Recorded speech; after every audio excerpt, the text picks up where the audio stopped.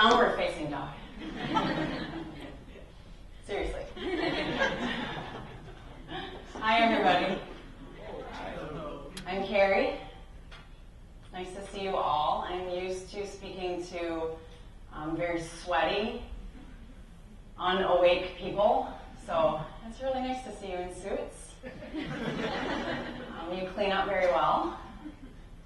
And thank you for the invitation to, it's a very special invitation for a mother and a yoga teacher to get invited to get out of her stretchy pants. But I kept mine on today. So. I went into my closet and realized that I didn't have anything except for stretchy pants. So. But then I saw my husband and I said, "Is this okay?" And he was like, "Yeah, you got to put on your frilly top." So, frilly top, stretchy pants, we're good to go. So,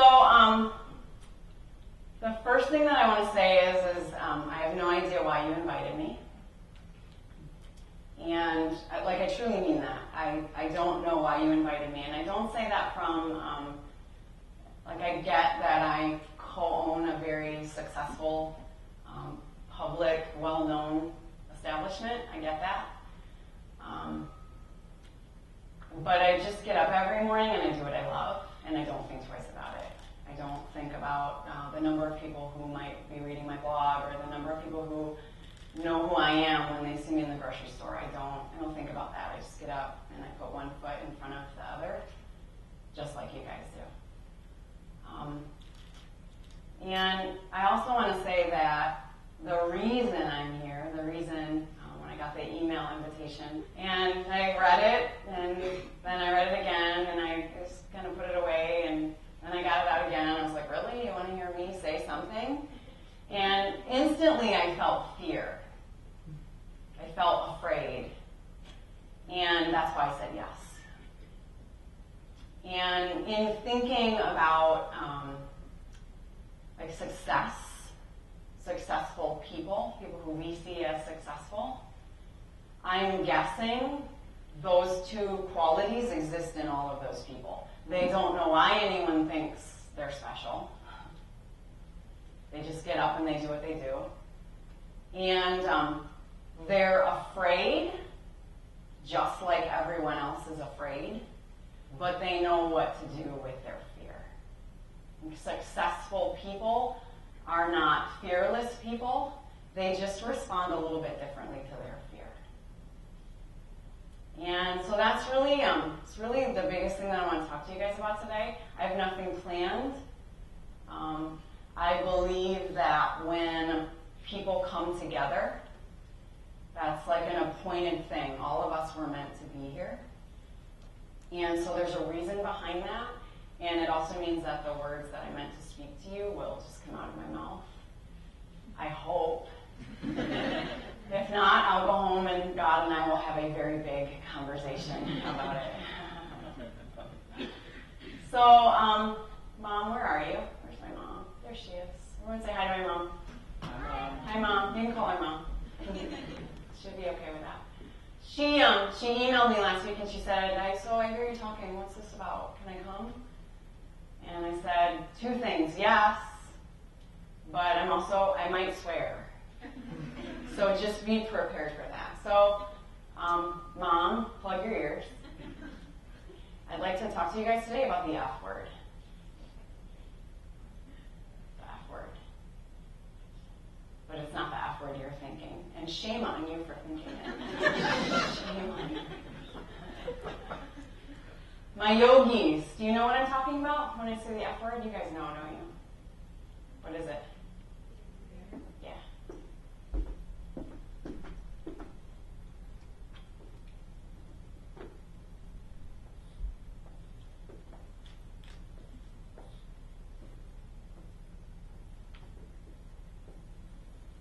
How many people in this room understand fear? If your hand's not up, you're lying. Now put your hand back up. How many of you understand, you know fear? You've been afraid at some point in your life. Everybody look around. There's some people up here that are really mad that I'm making them raise their hand. It's okay. It's all right. Yeah, look around. Right? Everybody knows fear. And so when I was thinking about just my story, the first memory that I have of my life was, I think I was 3. My mom can correct me if I'm wrong. I think I was 3, and I remember standing at the door. We lived in a duplex. And I was standing at the door, like the screen door, and it was warm outside. I remember that. And I was in like just a diaper. And yes, I still wore diapers when I was 3. And I was looking outside on the driveway, and I was watching my sister and my dad play. And I think my sister was riding her big wheel around. And I couldn't comprehend why I couldn't get out the door. I was supposed to be out there playing with them. And then I had this pain. So my first memory is of pain, physical pain. And shortly thereafter, I ended up having a very minor surgery, something removed from this area. I don't even know what that is, what it was. But my first memory is of pain. How many of you know pain? Yeah, look around. Look around.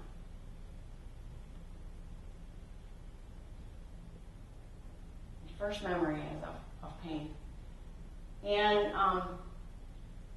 I had a great life as a child. I was raised by 2 very beautiful people, one of which is sitting right there.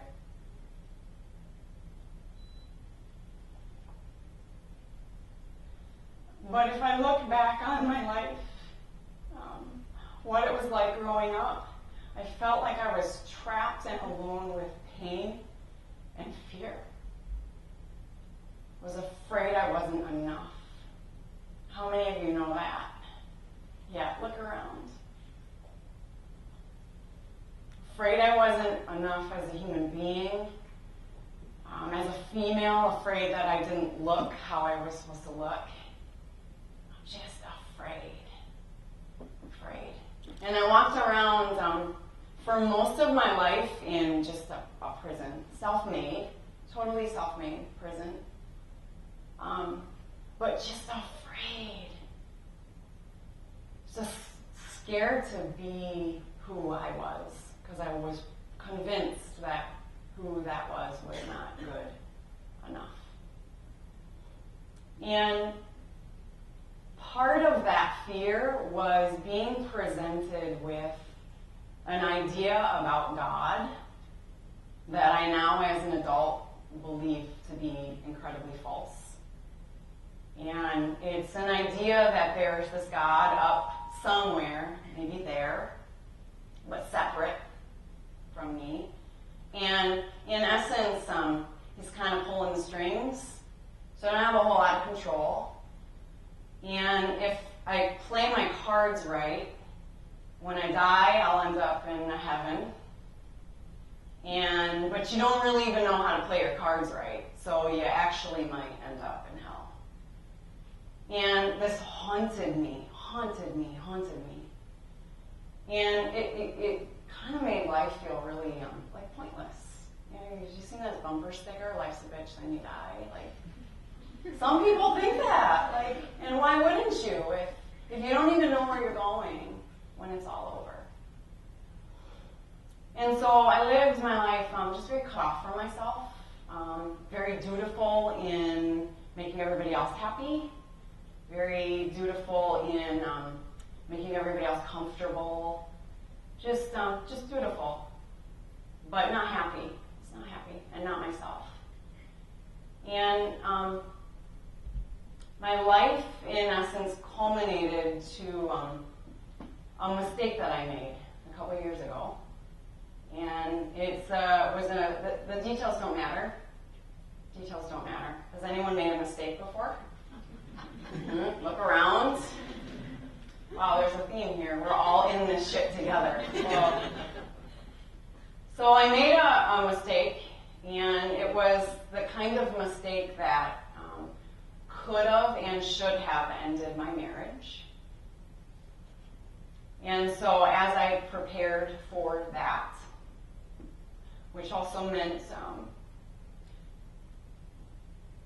not seeing my children on a day-to-day basis, as I prepared for that, my husband came to me one day and he said, Carrie, you're not that mistake. And immediately the prison door opened. That jail I was walking around in swung wide open. Some of us have a life where we free ourselves of our own jail. Some of us are lucky enough to have someone who opens that door for us. And that was my husband, who is right there. Say hi. Everyone say hi to Chris. It took a lot of balls, like seriously, for being honest, for him to come to me and say, let's move on. That mistake cannot define you. A lot of guts to do that. Almost exactly a year to the date that my husband helped me get out of jail, the Funky Buddha opened. And I firmly believe that that mistake was one of those really amazing, beautiful, life-altering experiences where, have you ever made a mistake and then you make it again? Put your hand up. Yeah, look around.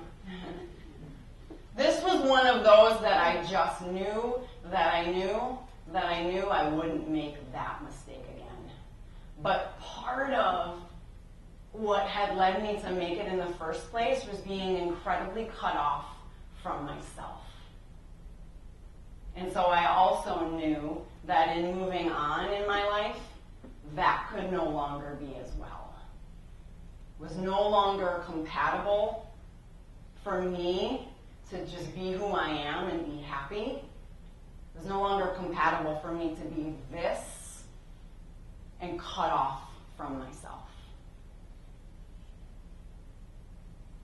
A month after my husband helped me out of jail, I was on Amazon.com. Has anyone ever shopped on Amazon.com? Look around. And I was shopping for a book, and I never even bought that book. Because while I was shopping for it, Amazon so brilliantly said to me, well, if you like this book, you might like this one over here. And the cover of the book that I did end up buying was of this guy in crow pose with a bandana. He looked super badass. I was like, oh, who's that guy? Yeah, I'm going to buy that book. So I bought that book, and that was Journey into Power, written by Baron Baptiste, who the second I opened that book, read it, finished it, knew this man was my teacher. So I signed up for a training with Baron, and it was exactly what I needed. It was like this tough love experience. A few of you in this room know Baron. You get a little feeling in your body when I say his name. Like a tough love experience for me. But what I read when I opened his book was, your mistakes don't define you. So now two men, two very brave men in my life, telling me, you're not your mistakes.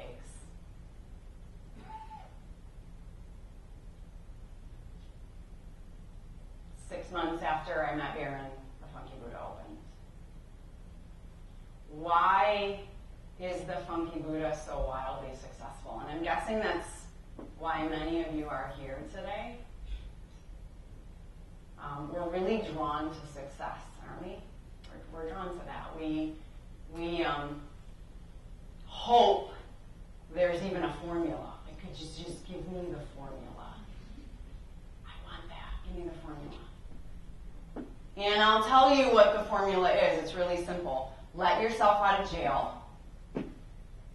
Give yourself permission to be you, even if that means you don't look like anyone else around. Give yourself permission to follow what you're passionate about. What makes you smile in the morning? What makes you get out of bed? Follow that.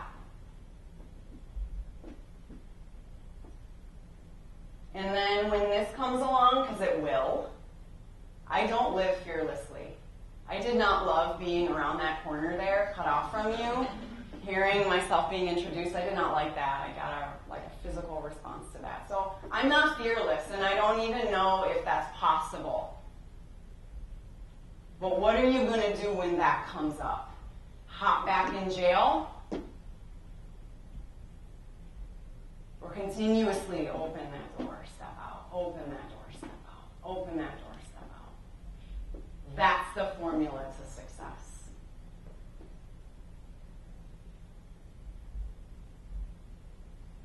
I believe the Funky Buddha is a great success. There are some factors. There was not a hot yoga studio in Grand Rapids until we opened. So we serve a place in the marketplace that was not being serviced. So that's good if you're going to open a business. That's good, right? It's good. It's good.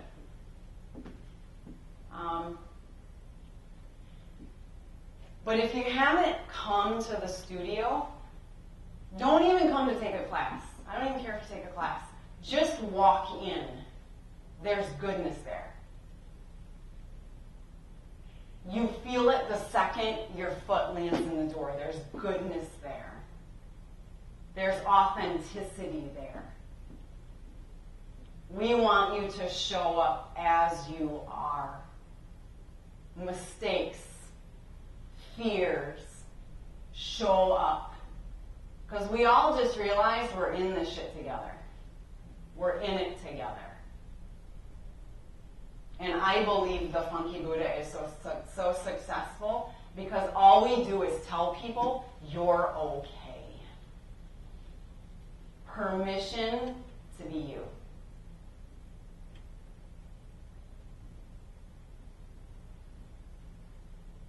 So this leads me to the one point that I want to make about business.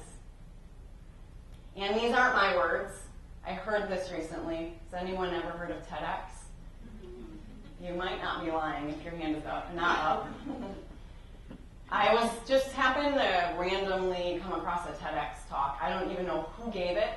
I don't even know where it was. Just happened to see it like a month ago.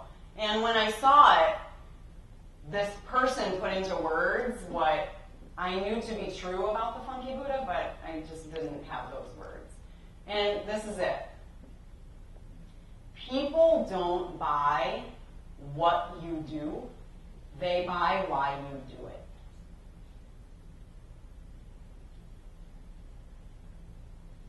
People don't buy what you do, they buy why you do it.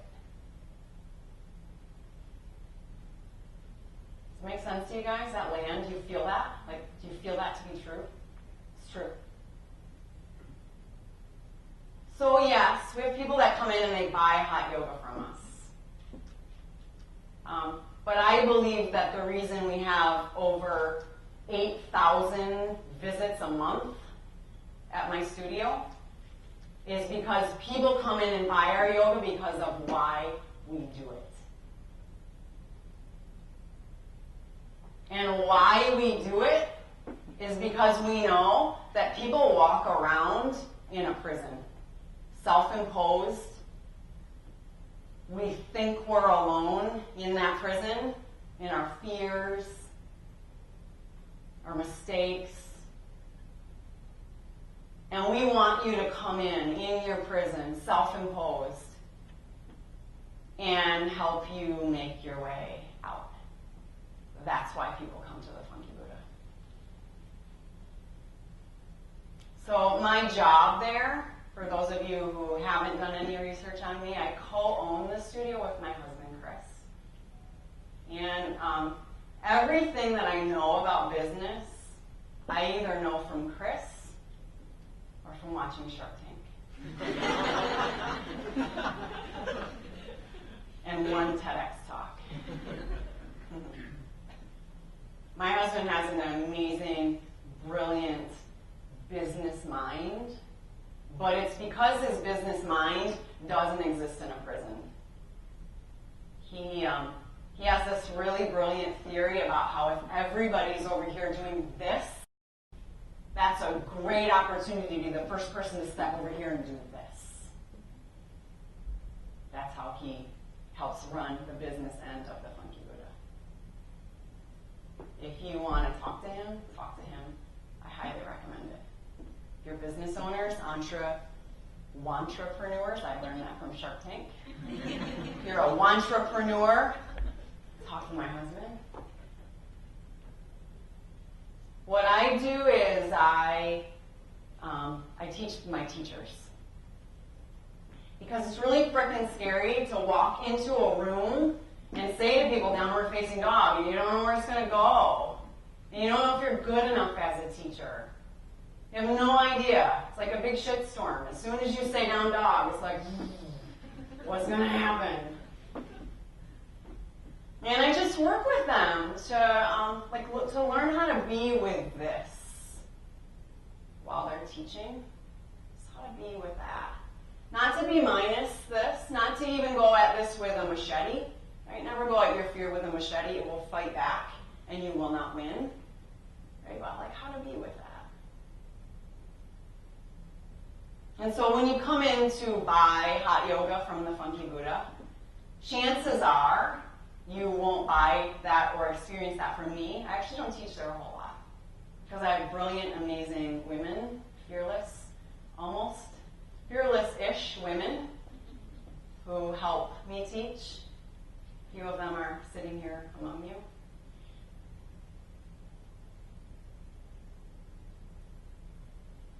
And they tell you, they put you through the paces, right? 95 degrees. Already, that's enough. Right? You can just sit in that and sweat. And, beyond 95 degrees, there's a reason for that. It's kind of like an equalizer for your body, especially if you're 30 and older. It's really nice to have some heat. Otherwise, you bend over to touch your toes and your back cracks. So the heat's there for kind of that equalizing for your body. But it's also there to challenge you. Like, what we do is to put you through a challenge. And so it's really interesting to me. So yoga appeals to women, right, mostly. We've got a lot of women that come in and out of Funky Buddha. But the first time they bring their husband's like, whoa, you've been doing that. I'll do laundry tonight. Wow, I get it. Whoa. We challenge you, put you through the paces, we turn up the heat, we turn up the humidity. We even, as teachers, create little mini crises for you. Right? Just by putting you in kind of semi-awkward positions and, you're breathing really heavy and you want out and it's uncomfortable. We create like this crisis for you.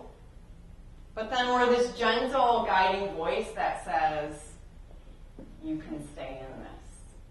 You can do this. Stay one breath longer. Stay 1 second longer. And then what people get from that, they roll up their mat at the end of class and there's this one little thought they start to have. It's an amazing, amazing thought. I can do that. What else can I do? And then they start thinking about getting out of jail. Oh, can I get out of jail?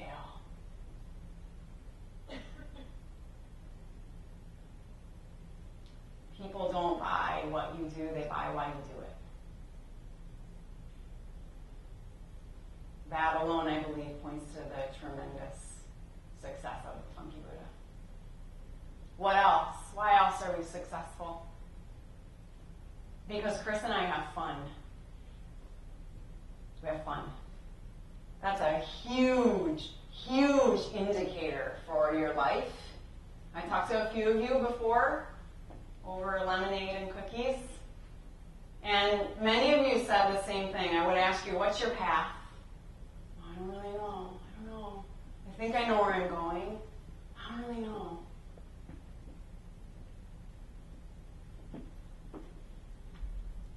It's just your path is going to look like that. That, I promise you. It might even be worse than that. That's what your path is going to look like. But all those twists and turns are worth it if you're having fun. Having fun? Duh. Duh.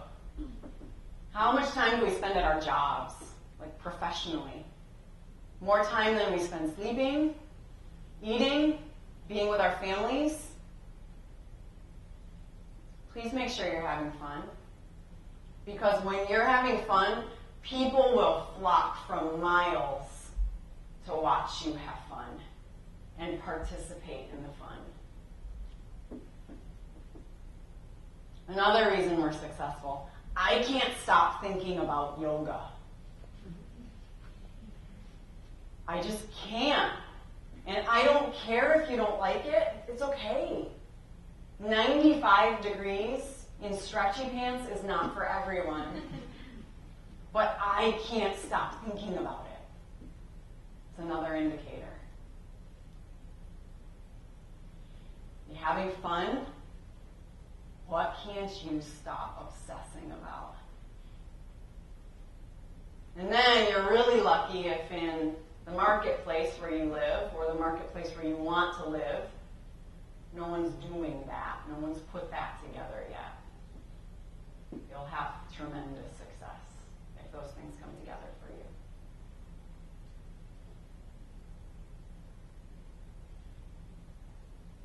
But then I'll say this. How many of you are happy? Are you happy? Yeah, a few hands, a few more. Congratulations, you're already successful.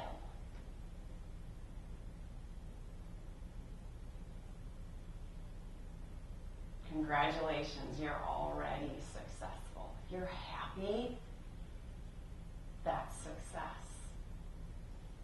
Money, how many of us think that's tied to success? Should be tied to success. You're lying. Many of you are lying. I think that. I used to think that. And then I got some, and I realized it actually can make life a lot more complicated.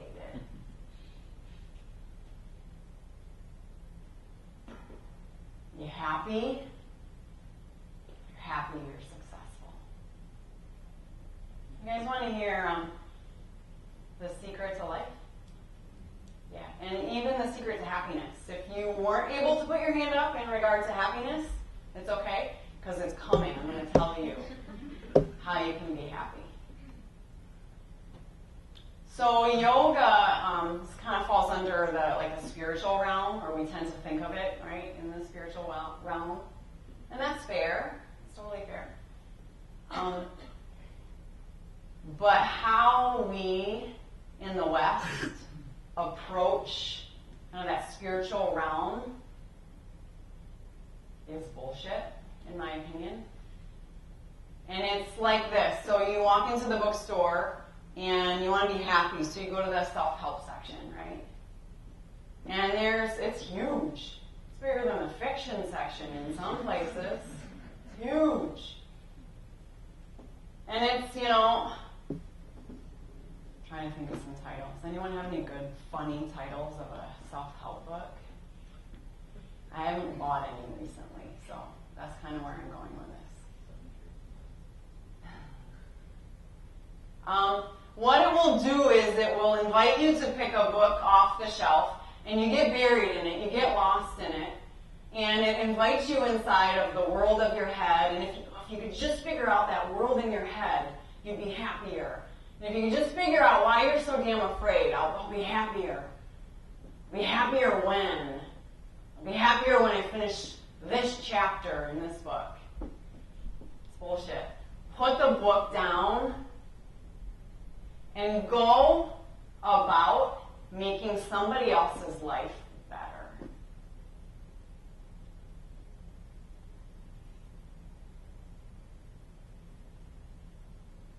Go find someone who needs encouragement. Go find someone who's wearing an awesome pair of shoes and tell them they're awesome. I did that the other day. I walked into Starbucks and I was just lost in my head, angry.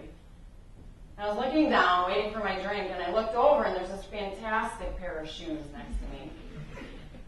And I looked at the person attached to the shoes, and I said, those are great shoes. And instantly, I was out of my head. And happy. What you give to other people, you give to yourself. That's the currency of the spiritual world.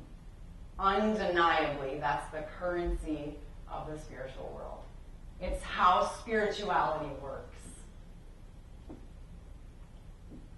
If you want, you can stay locked in your jail and try to hoard everything for yourself. Or you can step out and encourage someone else to step out of theirs. Just by telling them they have a fantastic pair of shoes. It's that simple. What you give to other people, you get back in return. And that's the truth for anything positive you put out there. Positive you give to people, and it's true for anything negative you give to people. Try it. It will not fail you. Leave the world of your head. Leave the world of your fear. And go about making your business the betterment of everyone that you come across.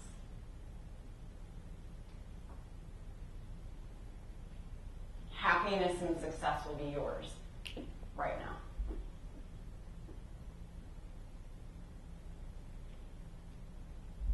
I've been trying this on recently, and Michelle mentions my blog. And so what I did is, there's this book that I love. It's called The Tao Te Ching. Love it. It speaks to me. I feel every time I open it up like the dude who wrote that thing wrote that for me. Like he knew 2,000 years later I was going to pick it up. Carrie, this is for you. And so what I decided to do, there are 81 verses in the Tao Te Ching, and I decided to write a blog post just about each one. And I just set about going to doing that. Just writing kind of my take on what each verse meant, maybe how it applied to life. And I got to, man, when did Humility Project start? When did it start? So around 70, yeah. A long freaking way into it. I'm writing about myself, my problems, my life, all my puny fears, complaints. And I got so sick of it that it just occurred to me one day, what if I stopped looking in here and I shifted my vision to out here, and I did one thing every day to lessen myself but make somebody else more. And I'll never forget, the very first day, it was no big deal. But I was driving to Starbucks. I'm at Starbucks a lot. Wow. And I got really excited because I saw that there was a parking spot open right by the front door. And it was windy, it was cold, and I don't like to mess up my hair, so there I go. And I see this other person coming at me, and she's got the same thing going on. It's windy, it's cold, I don't want to mess up my hair. I gotta get that parking spot. And instead of accelerating, which is what I wanted to do, well, my big toe did. I backed off, stopped, let her go. And I ended up having to park. It was horrible, like 20 steps from the door. It was terrible. My hair was a mess. But I felt good. Like, oh, there's really something to this. There's really something to this. So I did it the next day, and I did it the next day, and I did it the next day. And it didn't take long. If it happened somewhere in the 70s, and there's only 81 verses, by the time I got to 81, I realized life's not about me. It's about other people. We realize ourselves through our interactions with other people.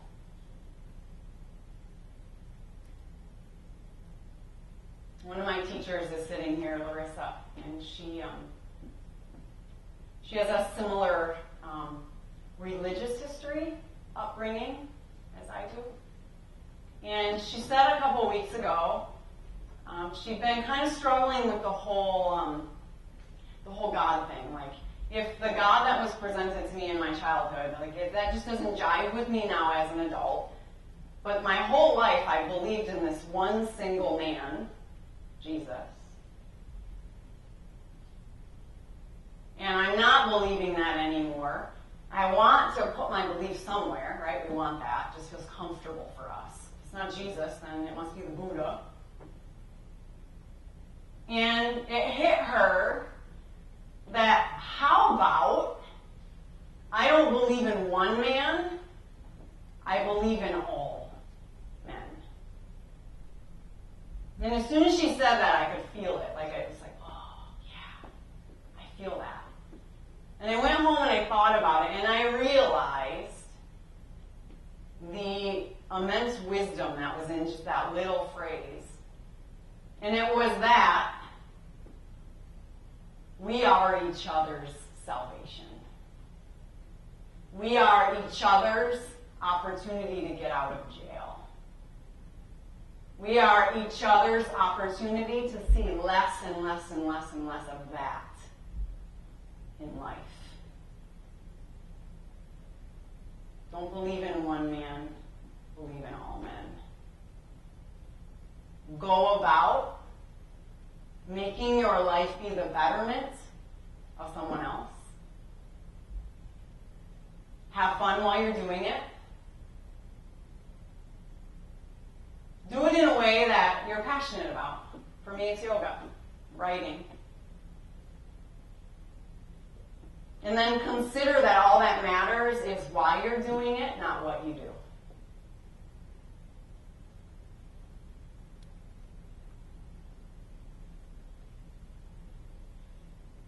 Questions?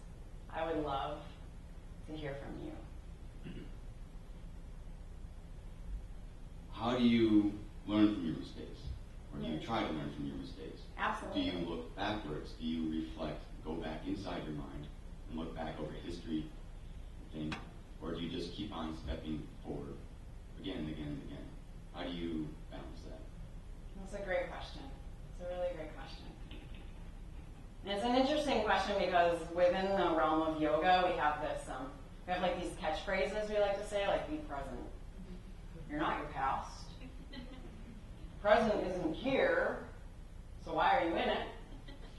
That wasn't one, but it was kind of like one. So where do you live? If I'm not supposed to be there, and I'm not supposed to be there, and I'm supposed to be here, but here's effing scary, where do I go? What do I do? For me, it probably took a year after my beautiful husband said, out of jail. It took me a year to stop turning around and looking at that mistake.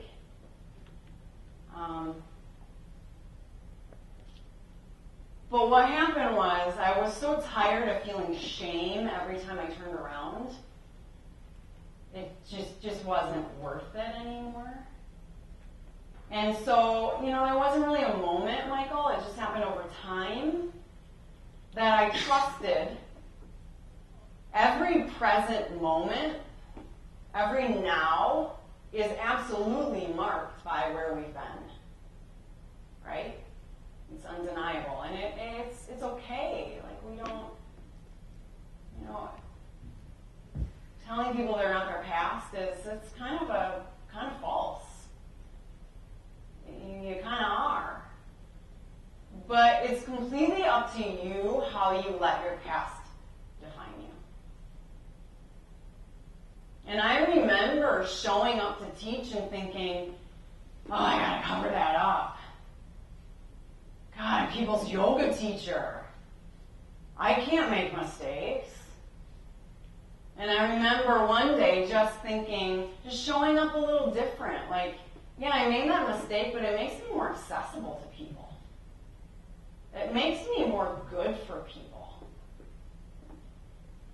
I really don't want to hear from someone that the secret to success is to never make a mistake. This is not true. So it's up to you what you let the past do to you now. Because the truth is, now you're creating the future. Period. What you're doing right now is creating your future. So we're all sitting here, we're in this room, and it's important to me to tell you the truth as best I know it, because what you're taking in from me right now, you'll take into your future.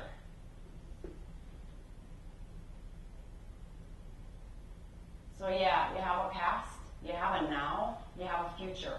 They all matter, but what matters most is the stance you take right now about what happened and where you might go. The two questions. I've sat in Wheelhouse Talks at dozens of very successful people who come up here. They've given a talk of some kind, and my favorite talk of all time was about vulnerability, about someone that I actually knew really well, thought I knew really well, and they came up and they did something that was very, very vulnerable, and they exposed things about themselves that put them in a position that might have been weaker than it was when they started, and I found it very, very powerful.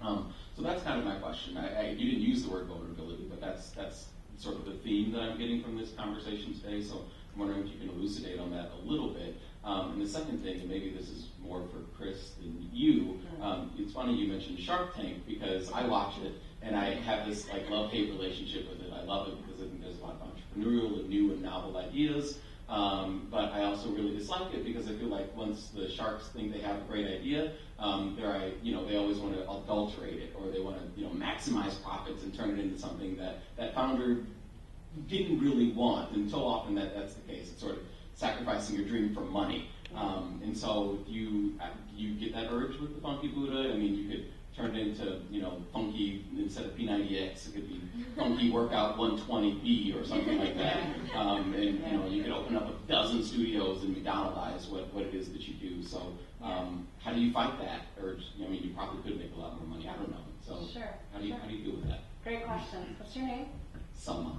Selma. Nice to meet you. Vulnerability first. We're drawn to what's real. We're just drawn to people who are real. Vulnerability is 100% a strength, not a weakness.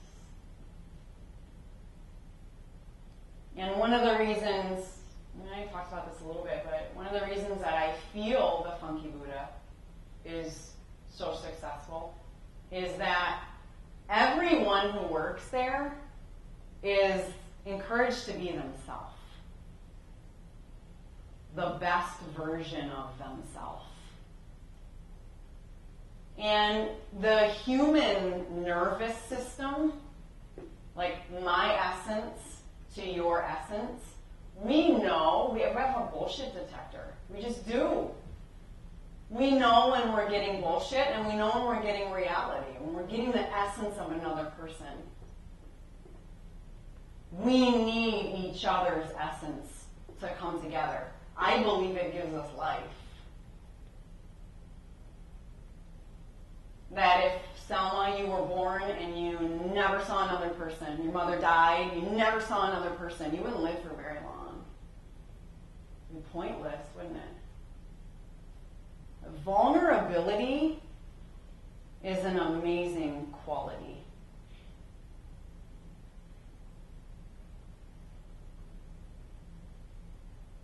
I recommend you take it into everything that you do.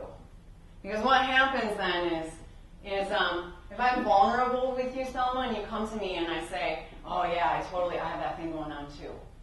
Right away you're like, oh.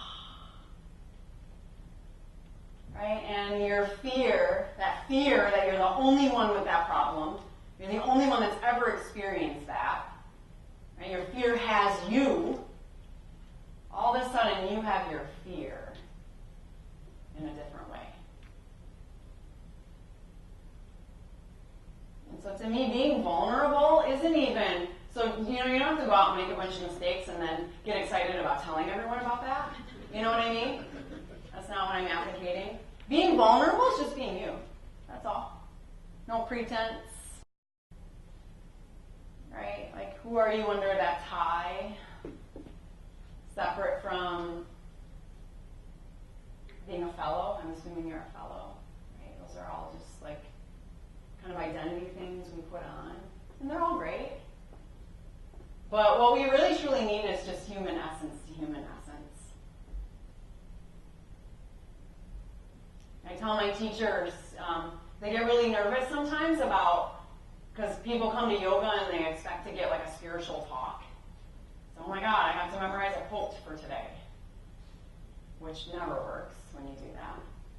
And I tell them, what do you love? Marissa loves cats and she loves books. Ashley loves raising her boys. Talk about that stuff. Because when you do, you let your passion, you're vulnerable enough to say, this is the essence of me and I'll share that with you. You connect with the essence of another and they feel a boldness about sharing themselves. And then it's like dominoes and you change the world. Let's talk about money. Which is why we're all here, right? We all want money. Right? We have to pay our bills. Right? Sometimes I like the new pair of stretchy pants. What keeps me humble, what keeps Chris and I humble is we're raising two little pirates. They think they're pirates. They're not, they're boys. They're 5, twin boys, Gabe and Jake. And when we pick them up from school and we go home, they're what matters. Making more money doesn't matter.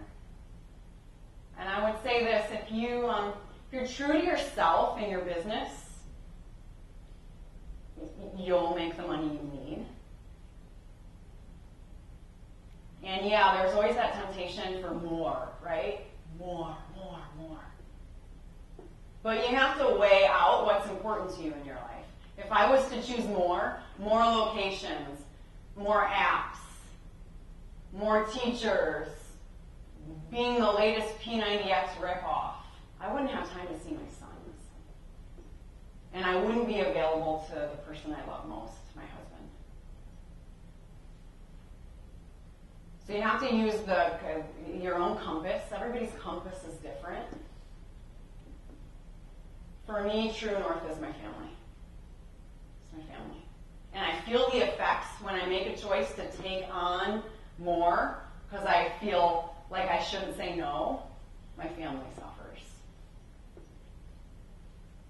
And I do what I do because I love it that my sons get to see their mother doing something that they love to do. But when I go overboard, they stop seeing that. They see crazy woman in stretchy pants. I'll share my swag with you too. I promise. So, if you haven't heard of Osho, I highly recommend him. This is crazy Indian who died like 20 years ago, but he just calls it like it is. For me, maybe not for you. So this is a Zen story. A man walking in the night slipped and fell from a rocky path. Afraid he would fall down thousands of feet because he knew that just at the edge of the path was a very deep valley, he grabbed hold of a branch that was overhanging the edge. In the darkness of night, all he could see below him was a bottomless abyss.